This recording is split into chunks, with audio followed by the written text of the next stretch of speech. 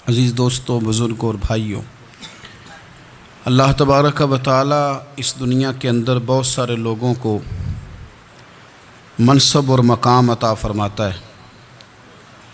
بہت سارے لوگ ایسے ہوتے ہیں جنہیں اللہ تبارک و تعالی زندگی میں بڑے بڑے مواقع عطا کرتا ہے۔ وہ چاہیں تو اس موقع سے اپنے ذاتی مفادات حاصل کریں اور چاہیں تو ان اچھے مواقع کو ملت کی، مذہب کی، قوم کی خدمت کے لیے وقف کر دیں۔ کچھ لوگ ایسے ہوتے ہیں کہ جو کسی مقصد کے حصول کی طرف سفر تو کر رہے ہوتے ہیں، لیکن اس کے پیچھے زیادہ تر ان کے ذاتی مفادات کار فرما ہوتے ہیں، اور وہ اپنے دنیاوی مقاصد کے لیے، اپنے اور اپنے خاندان کے دنیاوی فوائد کے لیے کوشش کر رہے ہوتے ہیں۔ ایسے لوگ بھی محدود رہ جاتے ہیں، ان کی سوچ بھی محدود رہ جاتی ہے، اور کئی دفعہ کچھ تھوڑی دیر کے لیے ان کے نام ابھرتے ہیں اور پھر ہمیشہ کے لیے دب جاتے ہیں۔ کچھ لوگ ایسے ہوتے ہیں جو زندگی کے اندر اللہ کے لیے، اللہ تعالیٰ کی رضا کے لیے، رسول پاک صلی اللہ تعالیٰ علیہ وسلم کی خوشنودی حاصل کرنے کے لیے، دین کی، ملت کی، ملک کی سربلندی کے لیے آگے آنا چاہتے ہیں۔ میرا رب کریم قرآن مجید سورہ حج میں ارشاد فرماتا ہے کہ الذین ان مکناہم فی الارض، کچھ لوگ ایسے ہیں کہ اگر ہم انہیں زمین میں اقتدار دیں، زمین میں اگر ہم انہیں قابو دیں تو وہ کیا کریں گے؟ اقاموا الصلاۃ و آتوا الزکوٰۃ، وہ نماز قائم کریں گے، زکوٰۃ ادا کریں گے، وامروا بالمعروف، نیکی کا حکم دیں گے، ونہوا عن المنکر، اور لوگوں کو بری باتوں سے منع کریں گے۔ وہ دینی، فکری، اصلاحی انقلاب برپا کر دیں گے، نماز کو عام کریں گے، زکوٰۃ کو عام کریں گے، بھلائی کا حکم دیں گے اور برائی سے منع کریں گے۔ اللہ تبارک و تعالیٰ نے ان لوگوں کو جب اقتدار دیا، وہ کون لوگ تھے؟ سیدنا صدیق اکبر، حضرت فاروق اعظم، سیدنا عثمان غنی، حضرت مولا علی رضوان اللہ تعالی علیہم اجمعین۔ اللہ نے جب ان لوگوں کو اقتدار دیا زمین کے اندر، اللہ تبارک و تعالی نے انہیں نبی پاک علیہ الصلاۃ والسلام کی نیابت کے لیے چنا، تو ان لوگوں نے یہ انقلاب برپا کیا، نمازیں عام ہو گئیں، شوق سے لوگ صدقات و خیرات دینے لگے، بھلائی عام ہوئی، برائی کا کلا کما کیا گیا۔ ہمارے ہاں بھی لوگ احتساب کی باتیں کرتے ہیں، ہمارے ہاں بھی لوگ کہتے ہیں کہ میں رشوت خوری کو، کرپشن کو، ناجائز چیزوں کو ہمیشہ کے لیے جڑ سے اکھیڑ پھینٹوں گا۔ لوگ دوسروں سے مطالبہ کرتے ہیں کہ یہ سارے کام جائز کریں، لیکن خود اس پر عمل کرنے کو تیار نہیں ہوتے۔ یاد رکھ لیں کہ یہ جو احتساب ہے، یہ انسان کی اپنی ذات سے شروع ہوتا ہے۔ آپ جب نظام احتساب دنیا کے اندر مستحکم کرنا چاہتے ہیں تو اس میں پھر آپ کو اپنی ذات کو سامنے پیش کرنا پڑے گا۔ آج ہم بات کرنے جا رہے ہیں سیدنا فاروق اعظم رضی اللہ تعالیٰ عنہ۔ تو جناب عمر فاروق رضی اللہ تعالیٰ عنہ کا جو نظام احتساب ہے، انہوں نے اس کو گھر سے شروع کیا تھا، اپنے آپ سے اس کا آغاز فرمایا تھا۔ ہمارے ہاں یہ ہوتا ہے کہ جس بندے کے اکاؤنٹ میں اچھے خاصے پیسے ہیں، وہ بل جمع کرانے جائے تو اسے لائن میں نہیں لگنا پڑتا، مینیجر صاحب اسے آگے بلا لیتے، تو وہ بعد میں کیا کہہ رہا ہوتا ہے؟ کہتا دیکھو اللہ نے کتنی عزت دی ہے، مجھے لائن میں نہیں لگنا پڑا۔ بھائی لائن میں لگنا تو آپ کا یہ تھا کہ آپ سمجھتے کہ سارے مسلمان ہیں، مومنین ہیں، برابر ہیں، تو میں کسی کو تکلیف میں مبتلا نہ کروں۔ جب آپ آگے چلے گئے تھے تو آپ نے بہت سارے لوگوں کا حق مارا تھا، وہ لائن میں جو لگے ہوئے تھے ان کا وقت لمبا ہو گیا تھا۔ آپ نے تو اپنے آپ کو احتساب کے لیے پیش ہی نہیں کیا، بلکہ آپ نے کہہ دیا کہ جناب میرا تو رتبہ اعلیٰ ہے، لہذا یہ میرا حق بنتا تھا، مجھے تو استحکام ملنا چاہیے تھا۔ یہاں بہت سارے لوگوں نے اپنے حق میں چیزوں کو اور رنگ میں پیش کیا۔ سیدنا فاروق اعظم رضی اللہ تعالیٰ عنہ نے اس نظام احتساب کو اپنے گھر سے شروع فرمایا۔ حضرت عمر فاروق رضی اللہ تعالیٰ عنہ اپنے بچوں سے فرمایا کرتے تھے کہ جب میں حکم لوگوں کو کروں گا نا، اپنی رعایا کو، مسلمانوں کو میں کوئی حکم دوں گا تو تمہیں پہلے اس پر عمل کرنا پڑے گا۔ آپ فرمایا کرتے تھے یاد رکھنا، لوگ تمہیں اس طرح دیکھیں گے، لوگ اس طرح تمہیں دیکھیں گے جس طرح गोश्त खाने वाला परिंदा गोश्त को देखा करता है। चील गोश्त खाती है तो क्या कभी उसको पैगाम भेजना पड़ा है कि तू आजा, यहाँ गाय मर गई है, भैंस मर गई है? खुद ब खुद उसकी नज़र होती है, वो पहुँच जाती है।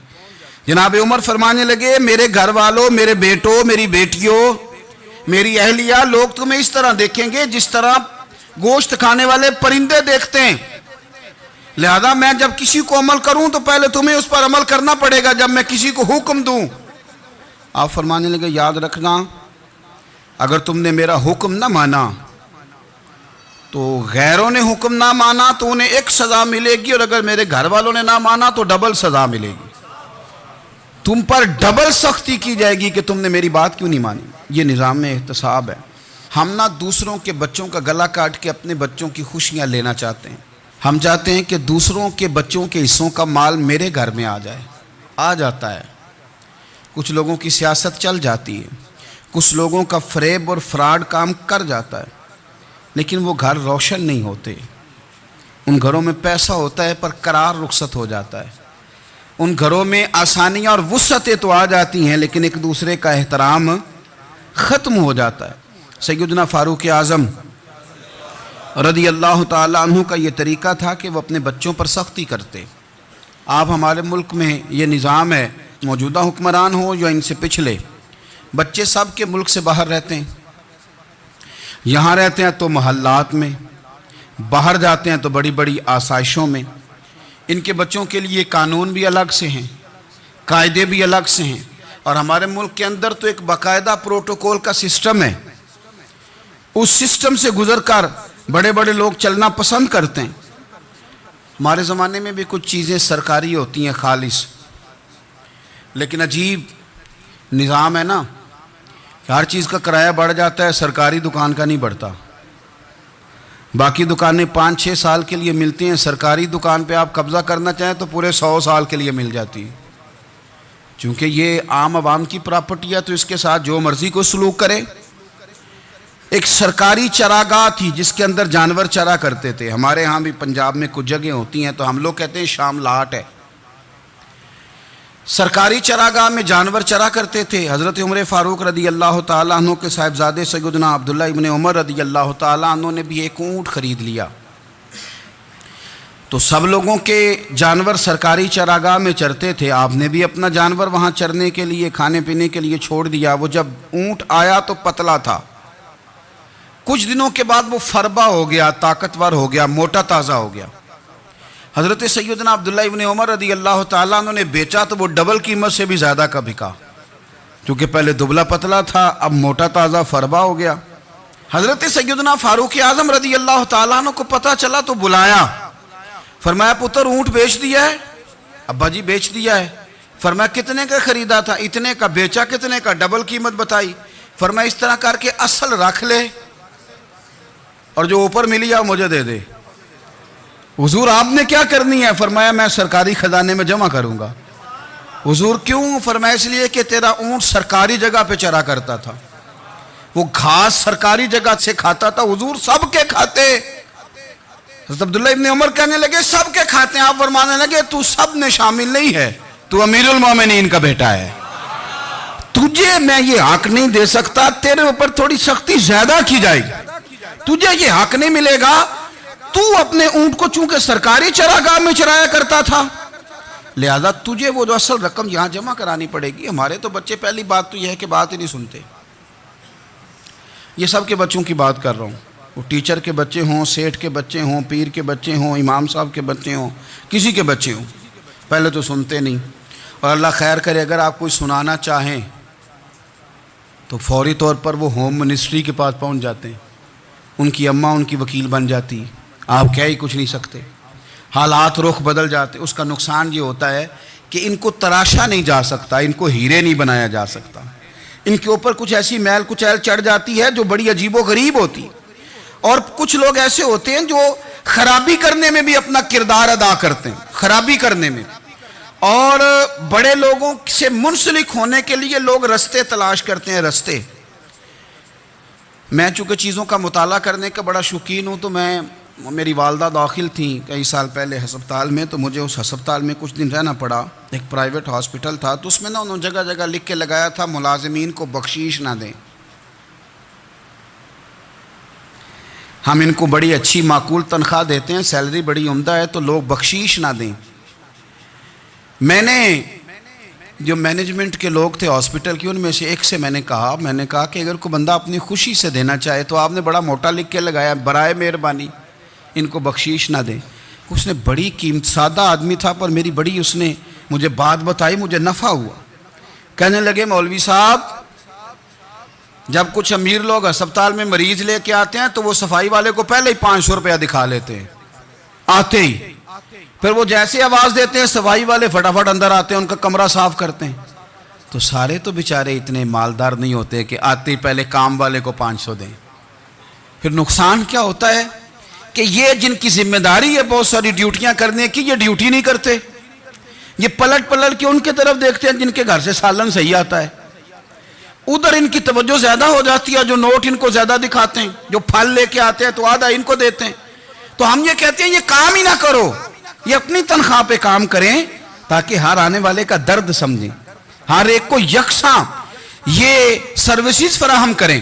تو ہم یہ کام کرتے ہیں، ہم ایم پی اے کے اور کسی سے ہمارا تعلق نہ بنے تو ہم جناب اس کے ڈرائیور سے ہی تعلق بنا لیتے ہیں، ہم وہ جو آپریٹ کرنے والا ہوتا ہے ٹیلی فون اسی سے بڑا تعلق بناتے ہیں، اس کو مٹھائی کا ڈبہ جلدی پہنچا دیتے ہیں۔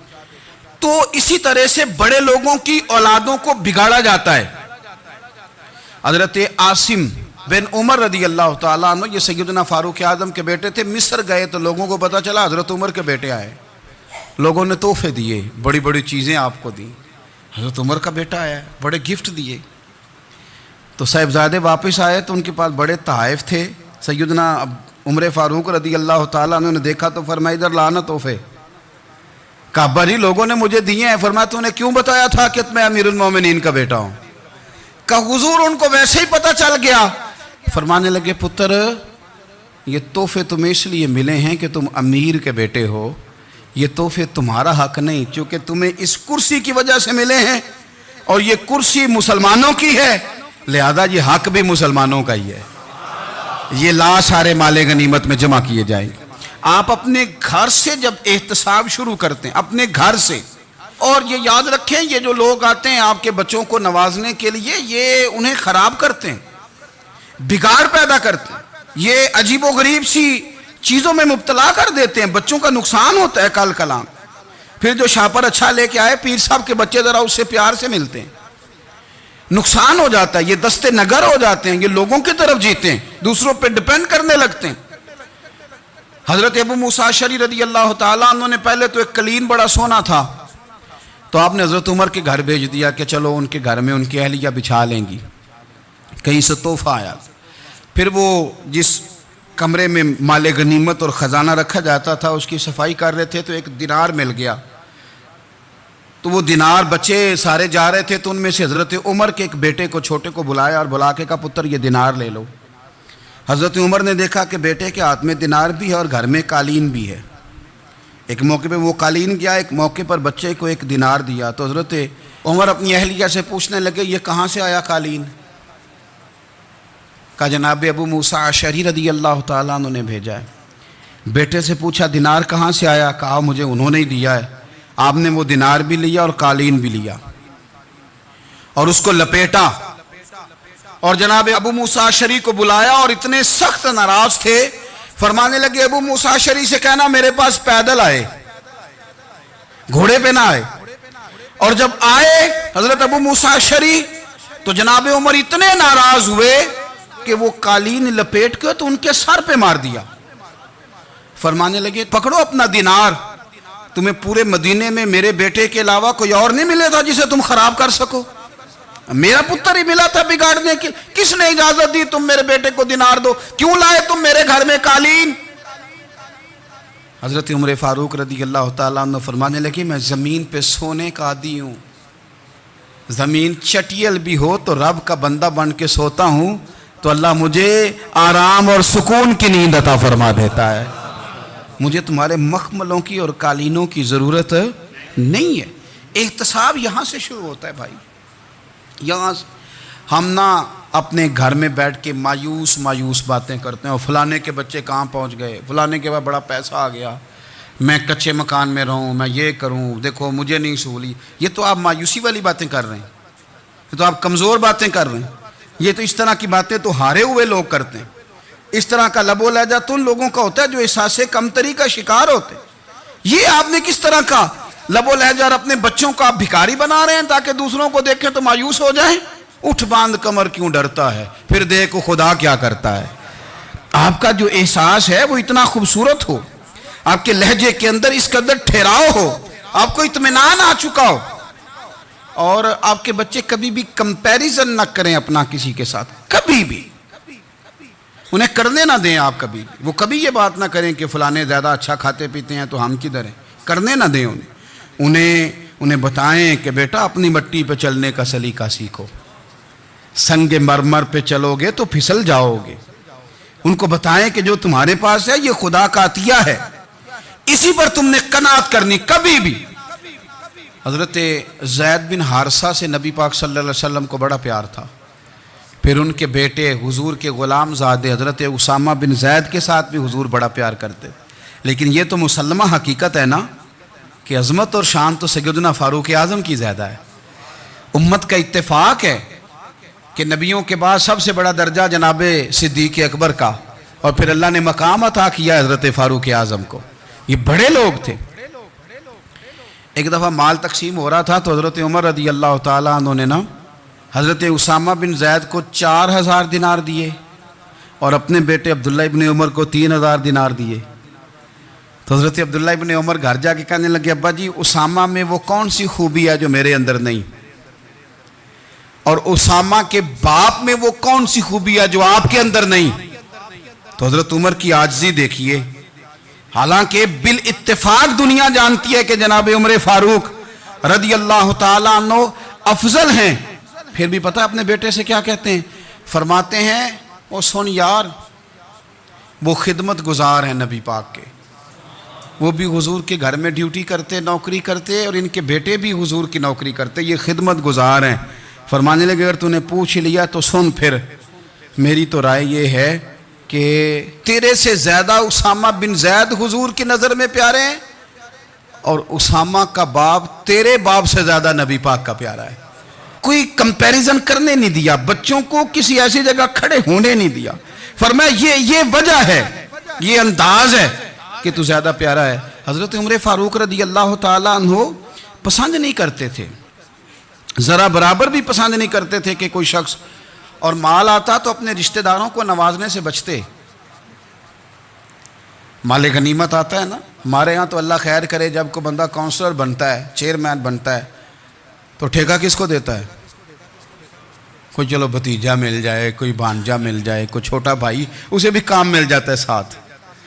نوازنے پہ لوگ آتے ہیں تو وہ تلاش کرتے ہیں کہ کہاں کہاں کو میرا ہے، وہ ٹینڈر ہی ان کے نام کے پاس ہوتے ہیں جن کی طرف ذرا نظر کرم زیادہ ہوتی۔ حضرت عمر فاروق مال تقسیم کر رہے تھے تو بیٹی آگے کہنے لگی، ابا جی رشتہ داروں کا بھی حق ہوتا ہے، آپ سب کو دیتے ہیں، آپ کے اپنے آپ کے قریب ہی نہیں آتے۔ تو حضرت عمر فاروق نے کیا لفظ کہے، کیا حقیقت ہے، کیا حسن ہے۔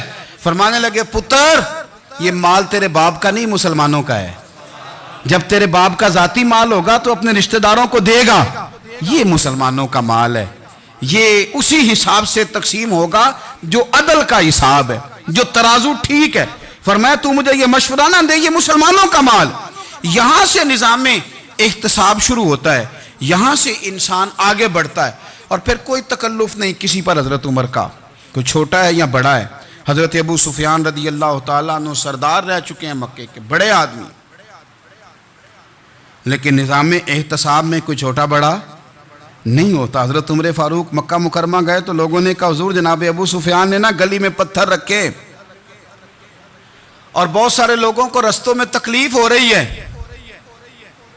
تو حضرت ابو سفیان رضی اللہ تعالیٰ عنہ سے بھی لوگ کہہ دیتے تو وہ بھی اٹھا دیتے، لیکن لوگوں نے چونکہ وہ سردار تھے، بڑے تھے، تو لوگوں نے ان سے کہا نہیں۔ حضرت عمر جب آئے تو کہا تو جناب عمر نے پرواہ نہیں کی، خود آئے جناب ابو سفیان سے کہا یہ پتھر آپ نے رکھے؟ کہا حضور ہاں۔ فرمایا یہ بھی اٹھائیے، یہ بھی اٹھائیے، یہ بھی اٹھائیے۔ جب وہ اٹھا رہے تھے تو حضرت عمر کہہ رہے تھے شکر نہیں اللہ کا کہ عمر کہہ رہے ہیں اور ابو سفیان مانتے جا رہے ہیں. شکر نہیں. یہ نظام احتساب ہے کہ بڑا ہو یا چھوٹا ہو اس کو یہ حق حاصل نہیں ہے کہ مسلمانوں کو وہ کسی تکلیف میں کسی بھی صورت میں مبتلا کرے, کہیں بھی کسی جگہ بھی, اس کو یہ والی اجازت نہیں. حضرت سیدنا عمر فاروق رضی اللہ تعالی عنہ. پھر ایک اور بات تھی, میں کئی دفعہ یہ بات کہتا ہوں اور مجھے ذاتی طور پر اس کا بڑا تجربہ ہے. کچھ لوگ نا خوشامد پسند ہو جاتے ہیں, بڑی عمدہ تعریف کرتے ہیں, اوئے ہوئے ہو پول باندھتے ہیں پورے. آپ کے پاس آئیں گے تو کہیں گے جناب آپ سے زیادہ اچھا بندہ ہی کوئی نہیں. تو وہ نا آپ سے کام نکلواتے ہیں, پھر وہ کسی دوسرے کے پاس جاتے ہیں تو اسی طرح کا رویہ وہ دوسروں کے ساتھ کرتے ہیں. یہ عام لوگوں میں بھی مرض ہوتا ہے, عام لوگوں میں بھی. اور بادشاہ ہو بندہ اگر, پھر تو اس کا دل کرتا ہے میں اگر بادشاہ سلام ہوں تو دو چار بندے دیہڑی پہ رکھ لوں پر میری تعریف ضرور کریں. پابندی ہوتی ہے, لوگ یہ کام بڑے شوق سے کرتے ہیں. اور شیخ سعدی فرمایا کرتے تھے لکڑی کو گھن کھا جاتی ہے اور بڑے لوگوں کو خوشامد کھا جاتی ہے خوشامد. حضرت عمر فاروق رضی اللہ تعالیٰ عنہ اس معاملے میں بھی بڑے مضبوط تھے. ویسے مجھے اور آپ کو اچھا کون لگتا ہے؟ ہماری غلطیاں بتانے والا. ہمارے ایسا فرمایا کرتے تھے اپنے دشمنوں کی باتوں پر بھی غور رکھو, تمہارے دشمن تمہیں نکھار دیتے ہیں. تمہارے اندر جو کوتاہیاں ہوتی ہیں وہ تمہیں پتہ چل جاتی ہیں کہ یہاں میری اصلاح ہو رہی, ان پر غور کرو وہ کیا کہتے ہیں. حضرت عمر فاروق کی تعریف کی ایک بندے نے, کمال تعریف کی. وہ اس کا خیال تھا کہ رزلٹ بڑا شاندار آئے گا. بادشاہ کی تعریف ہوتی تھی تو پھر تھیلی جاتی تھی اشرفیوں کی, کمال رزلٹ آئے گا. تو حضرت عمر جب وہ پوری کر چکا نا بات تو فرمانے لگے تو خود بھی ہلاک ہوا اور مجھے بھی ہلاک ہی کر دیا ہے. خود بھی تباہ ہوا ہے, مجھے بھی تباہ کر دیا. کس طرح کی باتیں کر رہا ہے. ایک بندہ اور آیا اور اس نے آ کے کہا کہ پوری امت میں سب سے افضل ہے فاروق اعظم آپ ہی ہیں. تو حضرت عمر فاروق فرمانے لگے تجھے تیری ماں روئے, ابو بکر تجھ سے بھی افضل تھے, تیرے باپ سے بھی افضل تھے, اور صدیق اکبر مجھ سے بھی افضل ہیں اور میرے باپ سے بھی افضل ہیں. یہ تو کس طرح کی بات کر رہا ہے؟ یہاں ہر شے ہضم نہیں ہو جاتی, فوری طور پہ لوگ ڈکار بھی پورا نہیں لیتے. قرآن مجید نے کہا فَلَا تُزَكُّوا أَنفُسَكُمْ هُوَ أَعْلَمُ بِمَنِ اتَّقَىٰ. اپنے منہ سے نہ کہو میں پاک صاف ہوں, اللہ زیادہ بہتر جانتا ہے کہ تم میں سے پرہیزگار کون ہے. اپنے منہ سے تعریفیں کرتے کراتے ہو, یہ مزاج چھوڑ دیں. حضرت عمر رضی اللہ تعالیٰ عنہ پسند نہیں کرتے تھے. ایک آدمی نہ چلتا تھا وہاں تو بڑا متکبرانہ چال کے ساتھ چلتا. حضرت عمر نے دیکھا, یہاں تک احتساب فرماتے تھے, زمین پہ زور زور سے پیر پٹکتا, چال بڑی اس کی متکبرانہ, لوگ بڑے پریشان ہوتے. حضرت عمر نے ایک دن سمجھایا, باز نہیں آیا. اگلے دن پہ درہ نکال لیا, لگائے 4 درے, فرمایا آج کے بعد نہ چلنا اس طرح مدینے میں پیر پٹک پٹک کے. اس وقت تو اسے غصہ لگا, لیکن کچھ دیر کے بعد نا جب غصہ اترا تو حضرت عمر کے پاس آیا, کہنے لگا حضور اللہ آپ کا بھلا کرے, آپ نے درے نہیں مارے, آپ نے تو شیطان بھگا دیا جو میرے ساتھ چمٹا ہوا تھا. چمٹا ہوا شیطان آپ نے مجھ سے بھگا دیا. یاد رکھیں مسند امام احمد بن حنبل میں حدیث ہے, اللہ کے پیارے رسول صلی اللہ علیہ وسلم فرماتے ہیں جو دنیا میں متکبرانہ چال کے ساتھ چلتا ہے نا, قیامت کے دن وہ اللہ سے اس حال میں ملے گا کہ رب اس سے ناراض ہوگا.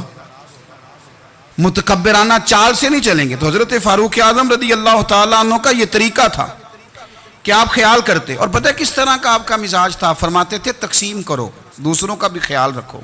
جس طرح بندہ دیوانہ وار نہیں لوگوں کا خیال رکھتا کہ بندہ بگڑے کوئی نہ, دیوانہ وار. کچھ لوگ تبلیغ کرتے ہیں رسمی, اور کچھ لوگ ایسے ہوتے ہیں جو لوگوں کی اصلاح میں دیوانے ہو جاتے ہیں. ان کی خواہش ہوتی ہے یہاں بھی بندہ ٹھیک ہو جائے, یہاں بھی بندہ ٹھیک ہو جائے, یہاں بھی بندہ ٹھیک ہو. کچھ لوگ کڑی نگرانی کرتے ہیں کہ انسان بگڑنے نہ پائے. حضرت عمر فاروق رضی اللہ تعالیٰ عنہ نا گوشت والی دکان کے پیچھے جا کے بیٹھ گئے کئی دنوں تک. وہ کہنے لگا حضور یہاں کیا ہے؟ فرمایا تو اپنا کام کرنا.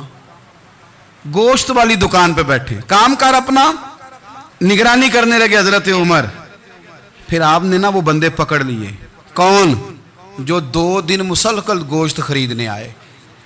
پکڑ کے کھڑا کر لیا. فرمایا تو کل بھی گوشت لینے آیا تھا؟ حضور ہاں. فرمایا آج پھر کھائے گا؟ حضور جی. تو آپ فرمانے لگے کیا تیرے محلے سے غربت ختم ہو گئی ہے؟ تیرے رشتہ دار سارے پیٹ بھر کے کھاتے ہیں، تو دو دو دن گوشت لینے آتا ہے. فرمایا آج کے بعد مسلسل گوشت لینے آیا تو درے سے ماروں گا، خبردار یہ کام نہ کرنا. یہاں تک نظام احتساب کا جب خیال رکھا جائے پھر حالات بگڑا نہیں کرتے، پھر وہ قابو میں رہا کرتے ہیں. حضرت عمر فاروق رضی اللہ تعالیٰ عنہ اس ترتیب کے ساتھ اصلاح کرتے، اس ترتیب کے ساتھ. سیدنا فاروق اعظم رضی اللہ تعالیٰ عنہ کی ایک بات آخر میں عرض کرنی ہے، وہ میں بھی اپنے اوپر لاگو کروں، آپ بھی غور کریں. حضرت عمر فاروق رضی اللہ تعالیٰ عنہ نے خط لکھا حضرت ابو موسیٰ اشعری کو. آپ فرمانے لگے یاد رکھنا، جو گورنر، جو امیر اپنے رب کریم کی فرما برداری کرتا رہتا ہے نا، اس کی رعایا بھی اس کی فرما برداری کرتی. اور جو لوگ اپنے رب کریم کی فرما برداری چھوڑ دیتے ہیں، پھر جنہوں نے ان کی فرما برداری کرنی ہوتی ہے وہ ان کی فرما برداری چھوڑ دیتے ہیں. آپ نے سپہ سالاروں کو خط لکھے تھے، فوج کے جو جرنیل تھے، کمانڈو تھے، ان کو خط لکھے تھے. فرمایا جو سپاہی نماز نہیں پڑھتا اسے فوج سے نکال دو. اور ساتھ لکھا تھا یاد رکھو جو رب کا وفادار نہیں وہ ہمارا کیسے ہو سکتا ہے، نکال دو ان لوگوں کو، فوج سے الگ کر دو. ہم آج جو بے پناہ پریشان ہیں، ہمارے بچے بات نہیں مانتے، شاگرد بات نہیں مانتے، ہم شکوے کرتے ہیں، بے ادبی بڑھ گئی. ادب کے ساتھ میں گزارش کروں گا بڑوں کی بارگاہوں میں، جو میری طرح کے بڑے بنے ہوئے ہیں، بزرگوں سے نہیں بات کرتا، ان سے میں کہوں گا کہ ہمیں ایک دفعہ اپنے اوپر بھی تو غور کر لینا چاہیے. کہیں ایسا تو نہیں ہے کہ ہم جب تک اللہ تعالیٰ کے فرما بردار تھے، جب تک ہم تقوی کے معیار پر تھے، ہماری بات ماننے والے ہماری بات مان رہے تھے. کہیں ایسا تو نہیں کہ ہم اس معیار سے ہل گئے ہیں تو اب جو ہمارے فرما بردار تھے وہاں سے ہل گئے. حضرت عمر رضی اللہ تعالیٰ عنہ فرمایا کرتے تھے کہ لوگوں کو عجب میں مبتلا نہیں ہونا چاہیے. خود پسندی کا جو ماحول ہوتا ہے اس سے لوگوں کو ہمیشہ نکلنا چاہیے. حضرت عمر کے ایک صاحبزادے نے کنگھی کر لی، اچھا لباس پہن لیا تو درہ مارا جناب عمر نے. تو آپ کی بیٹی کہنے لگی ابا یہ تو بالکل جائز ہے، اچھے کپڑے پہننا، اچھا لباس پہننا اور سر میں کنگھی کر لینا، اس پر درہ کیوں مار دیا؟ تو آپ فرمانے لگے بیٹا یہ خود پسندی میں مبتلا ہونے لگا تھا، یہ اپنے آپ کو بہت بھلا سمجھنے لگا تھا، اس کا خیال تھا کہ میں ہی ہوں، میرے علاوہ کوئی نہیں. یہ اس مقام پہ جا رہا تھا جہاں اس کی تربیت رک جاتی، اس لیے درہ مارا ہے. ایک دفعہ حکومتی معاملات کے اندر آپ کی اہلیہ نے مشورہ دینا چاہا.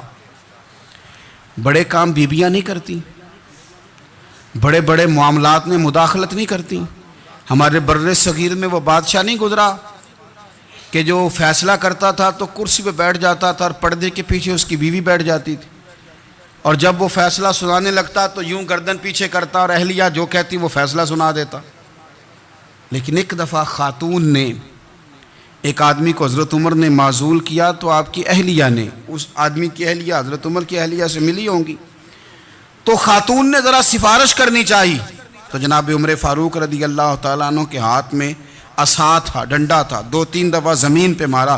فرمایا تمہیں کس نے اجازت دی ہے حکومتی معاملات میں مشورہ دینے کی؟ یہ مشورہ مولا علی دیں گے یا عثمان غنی دیں گے؟ آپ کو کس نے اجازت دی؟ وہ حکومتی معاملات، وہ مسلمانوں کا اجتماعی معاملہ، وہ مسلمان دیکھیں گے. آپ کو اس میں آنے کی اجازت نہیں ہے. جو آپ کی ذمہ داریاں ہیں، آپ کے حقوق ہیں، ان پر آپ بات کریں. تو بھائی نظام میں احتساب اپنی ذات سے شروع کریں. ہماری اولادیں، ہمارے بچے، وہ باہر سے انہوں نے زیادہ اثر نہیں لیا. ہم نے انہیں بتایا ہے کہ ہم بڑے غریب ہیں، ہم بڑے مجبور ہیں، ہم تو بڑے کمزور ہیں، ہماری تو سنتا کوئی نہیں، یہ تو امیروں کا ملک ہے، اس میں تو فلانے فلانے کو اہمیت حاصل ہے. ان باتوں نے ہمارے بچوں کو کمزور کیا ہے. ان باتوں نے ہمارے بچوں کے دلوں میں احساس کمزوری پیدا کیا ہے. آپ ان کو جینا سکھائیں. آپ ان لوگوں کو بتلائیں کہ رب کریم نے جو تمہارے لیے بہتر سمجھا وہ تمہیں اپنے فضل سے بڑا عطا فرمایا ہے. آپ ان کو ان کے مقام پر رہ کر خوددار اور قناعت پسند ہونا سکھائیں. آپ یقین کریں گھر امن والا بن جائے گا. بچے اگر بھنا ہوا گوشت کھا رہے ہوں اور پھر بھی لاڑی رہے ہوں کہ مسالہ میری مرضی کا نہیں، سٹائل میری مرضی کا نہیں، ٹیسٹ میری مرضی کا نہیں، یہ والا گوشت میں نے نہیں کھانا، یہ اس طرح کر کے بنا ہوتا تو پھر میں نے کھانا تھا۔ وہ زیادہ خوفناک صورتحال ہو جاتی ہے۔ لیکن اگر ابا جی اماں جی گھر والے کھیتوں میں کام کر رہے ہوں اور بچے اچار کے ساتھ روٹی لے کے جائیں اور بننے پہ بیٹھ کے پھٹے پہ بیٹھ کے وہ پھر کھانا شروع کریں، اور جب وہ اچار آئے اور وہ ایک دوسرے کو کہیں کہ آج تو 2 کلے ہو گئے میرے کام کے، اس دفعہ تو دیکھنا ہماری فصل کتنی شاندار ہوگی، ایک دوسرے کو دیکھ دیکھ کے وہ ہنسیں اور مسکرائیں اور ان کی باتوں میں لذت ہو، اور پھر وہ کہیں کہ آم بڑے اچھے مل گئے تھے، دیکھو اچار کتنا سونا آ گیا ہے، دیکھو یہ کس قدر زیادہ اچھا ٹیسٹ ہے، تیل بھی بڑا اچھا ہے، گل بھی بڑے وقت پہ گیا ہے۔ آپ یقین کریں یوں لگتا ہے کہ کائنات کی سب سے بہترین روٹی یہ لوگ کھا رہے ہیں۔ یہ سوچ حضرت عمر نے ہمیں دی ہے، یہ فکر جناب عمر نے ہم تک پہنچائی ہے۔ اللہ ہمیں سمجھنے کی توفیق عطا فرمائے۔ آخر دعوایا ان الحمدللہ رب العالمین۔